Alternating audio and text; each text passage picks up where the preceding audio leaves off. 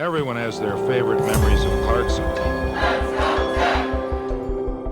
Through high school, I just had this kind of passion for radios and got involved with that in amateur radio. Pretty early on, I got involved in WTSC, so it was an FM educational broadcast station. My interest was in the engineering side, so that's where I spent my time as chief engineer for several years and just kept everything working so we could stay on the air.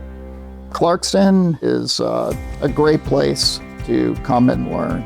You don't realize it so much at the time, but in later life, you really appreciate the fact that you've had this opportunity to really learn how to learn. I think for me in my career, that was probably one of the most beneficial things of my time here.